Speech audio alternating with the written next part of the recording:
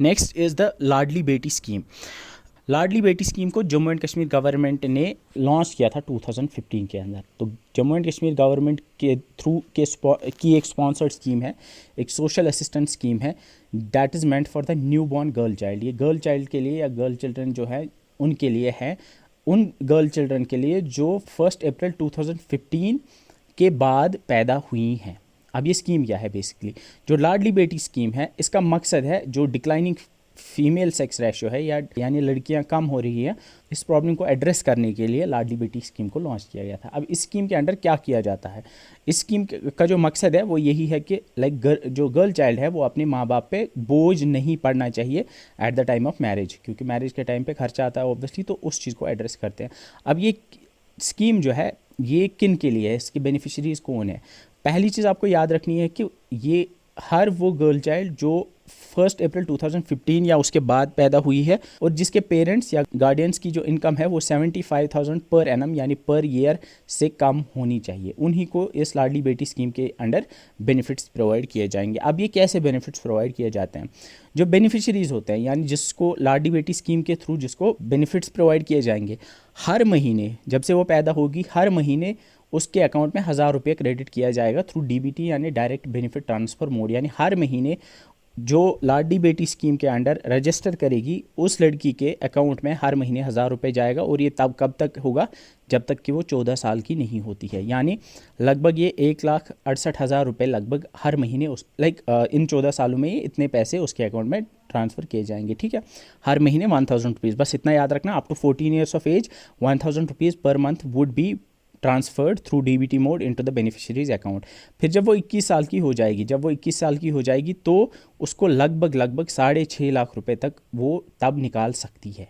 ठीक है, सिंपल सी बात है। 14 साल तक उसको हर महीने 1,000 रुपये डाला जाएगा अकाउंट में, फिर जब वो 21 साल की हो जाएगी 21 साल के टाइम पे वो 6.5 लाख रुपए वहाँ से निकाल सकती है। ठीक है, ये एक fully digitised Ladli Beti scheme है, यानी ये फुली डिजिटाइज है, मतलब इसमें आपको कोई ऑफलाइन चीज़ें करने की ज़रूरत नहीं है।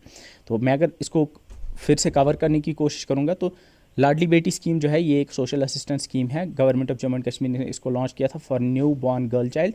हर वो गर्ल चाइल्ड जो 1 अप्रैल 2015 या उसके बाद में पैदा हुई है उसको हर मंथ 1,000 और जिसके पेरेंट्स की जो ईयरली इनकम है पर एनम ईयरली इनकम है वो 75,000 से कम है, उसको हर महीने 14 साल तक 1,000 रुपये अकाउंट में डाले जाएंगे, और जब वो 21 साल की हो जाएगी तो वो लगभग 6.5 लाख रुपए वहाँ से निकाल पाएगी।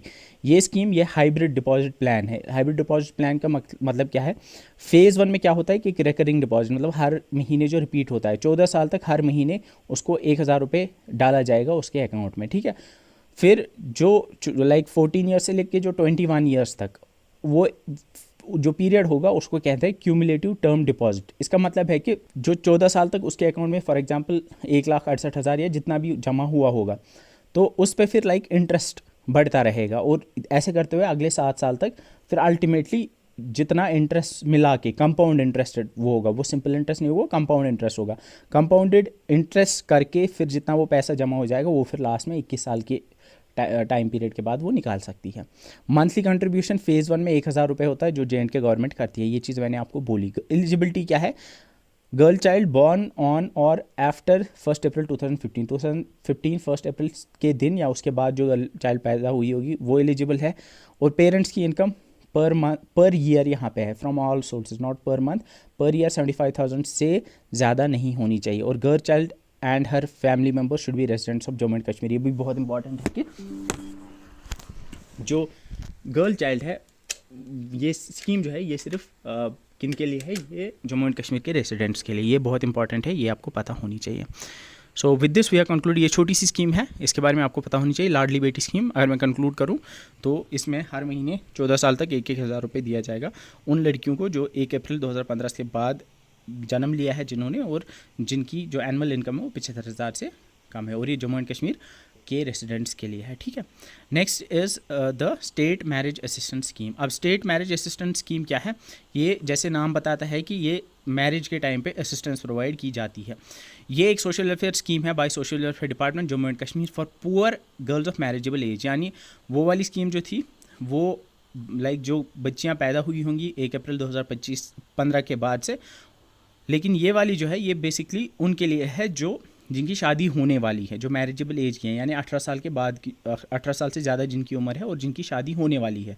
और साथ में जो अंत्योदया, जिसको AAY कहते हैं, अंत्योदया अन्न योजना, यानी जो AAY राशन कार्ड होल्डर या PHH राशन कार्ड होल्डर्स होंगे। अगर आपको पता होगा, राशन कार्ड में 4 कैटेगरीज होती हैं। We have the APL, above poverty line, we have BPL, that's below poverty line. उसके नीचे आपका प्रायोरिटी हाउस होल्ड्स आता है, और उसके साथ में then there is the Antyodaya Anna Yojana, जिसको AAY कहते हैं। तो ये 4 कैटेगरीज होती हैं। तो यहाँ पे याद रखना कि जो स्टेट मैरिज असिस्टेंस स्कीम है, ये सिर्फ अंत्योदय और प्रायोरिटी हाउस होल्ड वाली राशन कार्ड होल्डर फैमिलीज़ को मिल सकता है। ठीक है। अब इसमें क्या होता है, इसमें एक वन टाइम फाइनेंशियल असिस्टेंस दी जाती है 50,000 की। इसमें एक साथ 50,000 रुपये दिए जाते हैं। अब ये कब दिए जाते हैं, जब उस लड़की की शादी होने वाली है। यानी जो गरीब लड़कियां हैं, जो अंत्योदया फैमिली से बिलोंग करती हैं या प्रायोरिटी हाउस होल्ड फैमिली से बिलोंग करती हैं, उनको मैरिज के टाइम पे 50,000 रुपये गवर्नमेंट देती है थ्रू दिस स्कीम। ये बैंक अकाउंट में डायरेक्टली जाता है, और जो डिस्ट्रिक्ट सोशल वेलफेयर ऑफिसर होता है वो वेरीफाई करता है सारी डिटेल्स, और ये सबमिट कर देते हैं DC यानी डिप्टी कमिश्नर के सामने, और फिर वो वो सैंक्शन करता है फाइनल फाइनेंशियल असिस्टेंस इनके अकाउंट में। ठीक है। ये सारे डिस्ट्रिक्ट्स में है union territory of Jammu and Kashmir में। और अगर हम यहाँ पे एलिजिबिलिटी की बात करेंगे, तो पहली चीज़ जो है, यहाँ पे एप्लीकेंट फीमेल होनी चाहिए, यानी ये सिर्फ लड़कियों के लिए है। Second thing is that she should be of marriageable age, यानी 18 साल की होनी चाहिए। एंड थर्ड इज़ वो या तो अंत्योदया या फिर प्रायोरिटी हाउस होल्ड से बिलोंग करनी चाहिए।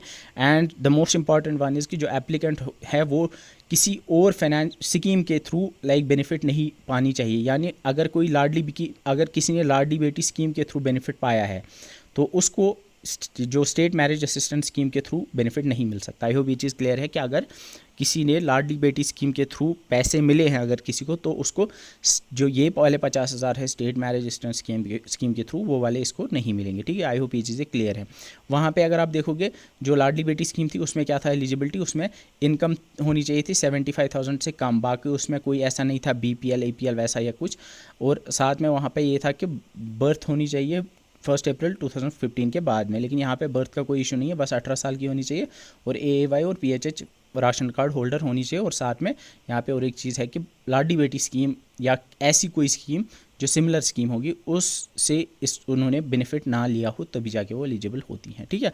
और एक जो लास्ट कंडीशन है, that is she must have applied at least 1 month in advance before the marriage, यानी मैरिज डेट से 1 महीने पहले उसने अप्लाई किया होना चाहिए, तभी जाके उसको ये मिलेगा। और जो फाइनल वन है, दैट इज़ वो 8th पास या इक्विवेलेंट होनी चाहिए, लड़की 8th पास या इक्विवेलेंट होनी चाहिए। लेकिन इसमें एक चीज़ है, इसमें एक रिलैक्सेशन है कि 2025 तक इस रिलैक्सेशन जो है 2025 तक इस चीज़ को इम्प्लीमेंट नहीं किया गया है। यानी 2025 तक अगर 8th पास ना भी हुई तब भी मिलेगा, लेकिन 2025 के बाद ये कंपलसरी होगा, यानी 8th पास होना कंपलसरी होगा। तो अगर मैं इसको मैं इसका बोलूँ कि हर वो लड़की जो 18 साल की होगी, जो अंत्योदय या PHH हाउस होल्ड से बिलोंग कर रही होगी, और जो मैरिजेबल एज की होगी, जिसकी शादी होने वाली होगी, वो इस स्कीम के थ्रू बेनिफिट पा सकती है। अभी कोई जो मिनिमम क्वालिफिकेशन क्राइटेरिया है वो अभी अप्लाई नहीं होता, लेकिन 2025 के बाद 8th पास मिनिमम होनी चाहिए। तो आई होप ये चीज़ें क्लियर है, ये आपके स्टेट मैरिज असिस्टेंस प्रोग्राम में आती हैं। So with this I think we have concluded the unit 6 finally. बहुत ज़्यादा मैंने पढ़ाई हैं चीज़ें इसमें, and because I don't want कि कोई भी चीज़ आपसे छूटे। अब इसमें एक चीज़ है जो मुझे पढ़ाते पढ़ाते याद आ गई कि पोषण वाटिका मैं भूल गया हूँ इसमें डालना, तो मैं PDF में वो डाल दूंगा पोषण वाटिका। मैंने लेकिन आपको बोला पोषण वाटिका क्या है। पोषण वाटिकाज आर बेसिकली ये आंगनवाड़ीज़ में के बाहर किचन गार्डन्स, कश्मीरी में जिसको कहते हैं ना, या वर्ड वन साउथ नॉर्थ वाले वर्ड बोलेंगे, कश्मीर या वर्ड वन, ये थे जहाँ पे आप ये सब्ज़ी वगैरह इंसान उगावन। तो वैसे ही एक लॉकेट मोकेट एक किचन गार्डन बनाई जाएगी आंगनवाड़ीज़ के बाहर, जहाँ पे सब्जियाँ उगाई जाएंगी, और उन्हीं सब्जियों को फिर बेनिफिशरीज़ को, यानी बच्चों को, प्रेग्नेंट वुमेन वगैरह को आंगनवाड़ीज़ में प्रोवाइड किया जाएगा। उसी को पोषण वाटिका कहते हैं। और उसके लिए हर आंगनवाड़ी को 10,000 रुपये दिए जाएंगे एनुअली, उसको एस्टैब्लिश करने के लिए। आई होप ये चीज़ क्लियर हो गई है कि पोषण वाटिका क्या है। इसके बारे में मैं और जो भी चीज़ें होंगी वो मैं भूल गया, लेकिन वो PDF में डाल के आपको दे दूंगा। So with this we have concluded each and everything about these schemes. इसमें मैं एक चीज़ कहना चाहूँगा कि आई नो मैंने बहुत सारी चीज़ें इसमें ऐसी पढ़ाई जो डायरेक्टली नहीं थी इसमें दी हुई। मैंने आपको, अगर हम देखेंगे जो एक्सप्लिसिटली मैंशनड है, इसमें NHM दिया हुआ था, PMMVY दिया हुआ था, जननी सुरक्षा योजना, स्कीम फॉर एडोल्ट्स गर्ल्स, या इसमें state marriage assistance, Ladli Beti, पालना, पोषण अभियान, पोषण वाटिका, पोषण ट्रैकर, ये सारी चीज़ें लिखी हुई थी, या डिसेबिलिटीज़ के रिलेटेड या वगैरह ये सब दी हुई थी। लेकिन कुछ ऐसी चीज़ें भी जो मैंने पढ़ाई जो नहीं थी वहाँ पे, लाइक मैंने आपको जननी शिशु सुरक्षा योजना के बारे में पढ़ाया, मैंने आपको इम्यूनाइजेशन पढ़ाया। तो जो चीज़ें वहाँ नहीं दी हुई हैं एक्सप्लिसिटली, उनको ऊपर ऊपर से अगर पढ़ोगे तो चलेगा, लेकिन जो चीज़ें वहाँ एक्सप्लिसिटली दी हुई है अगर आप उतनी भी पढ़ोगे उतनी भी काफ़ी है, लेकिन उन चीज़ों को डेप्थ में पढ़ना है। यानी जो जो स्कीम्स लिखी हुई है सिलेबस में एग्जैक्टली उनको डेप्थ में पढ़ना है। अब मैंने वो क्यों पढ़ाई फिर, क्योंकि वहाँ पे उन्होंने जनरल एक क्लॉज दिया था कि schemes related to health care and family welfare, तो वहाँ पे शायद में भी पूछ सकते हैं उसमें से कुछ। तो अब इसको पढ़ने का तरीका मैं फिर से बोलूँगा कि वीडियोज़ को अगर आपने सारा देखा है तो जस्ट डाउनलोड द पीडीएफ का आपको ईएसटी क्लासेस के टेलीग्राम चैनल पे मिल जाएगी, वहाँ से आप इसको डाउनलोड कर लीजिए। आप इसको इफ़ यू वांट आप इसका लाइक प्रिंट आउट निकाल सकते हो, और साथ में यू कैन, अगर आपने नोट्स बनाए तो वो भी ठीक है। तो इसको आप रिवाइज़ करते रहो, और एक कोशिश करनी है मेरे हिसाब से, एक चीज़ आप कर सकते हो कि आप शॉर्ट नोट्स बनाओ। आप इनके लाइक मैं आप लिखोगे सोशल असिस्टेंस मैरिज ऊपर लिखोगे, नीचे आप लिखोगे उसके ये चीज़ 50,000 फाइनेंशियल असिस्टेंस वन टाइम, साथ में लिखोगे 18 ईयर्स और अबो एज, प्रायोरिटी हाउस होल्ड या ए वाई होनी चाहिए, और साथ में आप लिख सकते हो जो एलिजिबिलिटी क्राइटेरिया और है जो इसमें है लाइक 8th पास और इक्विवेलेंट। तो छोटे छोटे नोट्स आप बना सकते हो, वैसे आपको 2-3 लाइन में ये सारा आ जाएगा। तो वैसे मैं रेकमेंड करूँगा कि छोटे छोटे शॉर्ट नोट्स जिनको हम कहते हैं वो शॉर्ट नोट्स आप बना लीजिए इनके, बाकी अपने पास पीडीएफ रख के रिविजन आप दोनों से कर सकते हो।